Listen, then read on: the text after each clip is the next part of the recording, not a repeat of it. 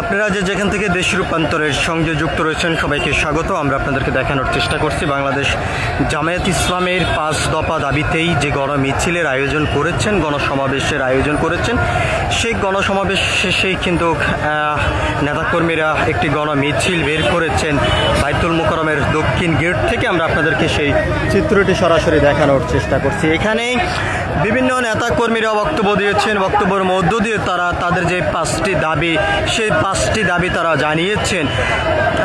প্রথম দাবিটি যদি আমরা আপনাদেরকে একটু জানিয়ে রাখতে চাই, পিআর পদ্ধতিতে তারা নির্বাচন চাচ্ছেন এবং সেই নির্বাচনের মধ্য দিয়ে বাংলাদেশের জনগণ সিদ্ধান্ত গ্রহণ করবেন কার হাতে এই ক্ষমতা হস্তান্তর করবেন জনগণ, এমনটি কিন্তু তারা এখান থেকে বলছেন। এবং তারা আরও যেমনটি বলেছেন যে পিআর পদ্ধতির মাধ্যমেই জনগণ নির্বাচিত করবেন সরকার, তবে সেই সরকার বাংলাদেশ পরিচালনা করবেন। এবং তারা দ্বিতীয় যে দাবিটি তারা করেছেন, জুলাই সনদ বাস্তবায়ন করতে হবে, তবে আইনি ভিত্তিতে জুলাই সনদ প্রদান করতে হবে, এমনটি কিন্তু এখান থেকে তারা বলেছেন। আমরা আপনাদেরকে দেখানোর চেষ্টা করছি বাংলাদেশ জামায়াত ইসলামের যে গণমিছিল, সেই গণমিছিল থেকে সরাসরি যুক্ত হয়ে আপনারা দেখতে পাচ্ছেন এখানে বিভিন্ন নেতাকর্মীরা অংশগ্রহণ করেছেন এবং তারা স্লোগানের মধ্য দিয়ে তাদের যে দাবি সেটি কিন্তু তারা করে যাচ্ছেন।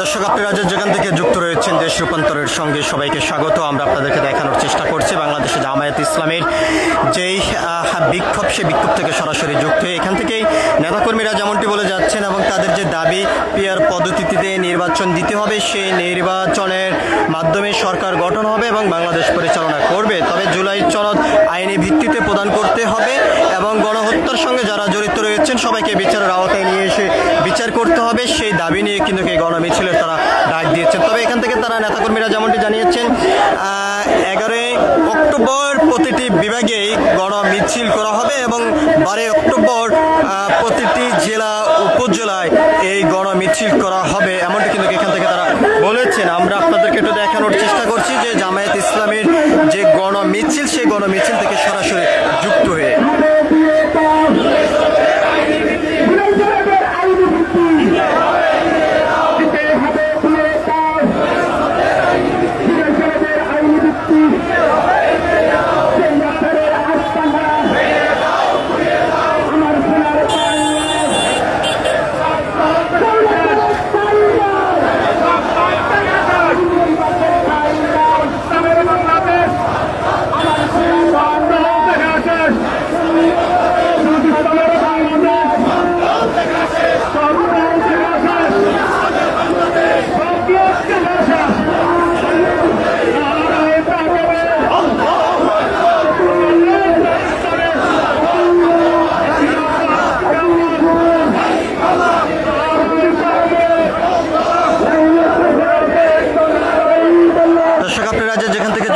সবাইকে আবারও স্বাগত জানাচ্ছি দেশ রূপান্তরের ক্যামেরার মাধ্যমে। আমরা আপনাদেরকে দেখানোর চেষ্টা করছি বাংলাদেশে জামায়াত ইসলামের যে গণসমাবেশ ঢাকা মহানগরের, সেই সমাবেশকে ঘিরেই ঢাকা মহানগর থেকে বিভিন্ন স্থান থেকে নেতাকর্মীরা এখানে এসেছেন এবং শীর্ষ লেভেলের নেতারা বক্তব্য দিয়েছেন। তারা 5টি দাবি জানিয়েছেন এবং সেই 5টি দাবির ভিতরে অন্যতম প্রধান দাবি হলো পিআর পদ্ধতিতে নির্বাচন দিতে হবে, তবে সেই নির্বাচনের মাধ্যমে বর্তমান যেই পরিস্থিতি সেটি কিন্তু নির্মূল করা সম্ভব, এমনটি কিন্তু তারা বলেছেন। এবং তারা আরও যেমনটি বলেছেন জুলাই সনদ আইনি ভিত্তিতে প্রদান করতে হবে এবং তারা আরও যেমনটি জানিয়েছেন গণহত্যার সঙ্গে যারা জড়িত রয়েছেন সবাইকে বিচারের আওতায় নিয়ে এসে বিচারের কার্যকর সম্পূর্ণ করতে হবে, এমনটি কিন্তু এখান থেকে এই নেতাকর্মীরা বলেছেন।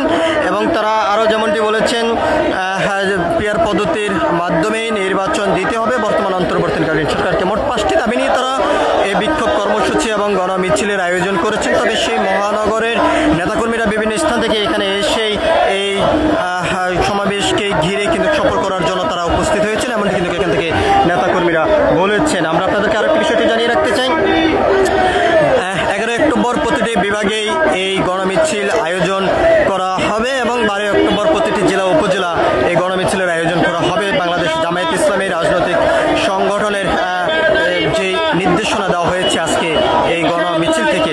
তো সবকিছু মিলিয়ে ছিল এখনকার মতন বাংলাদেশ জামায়াত ইসলামের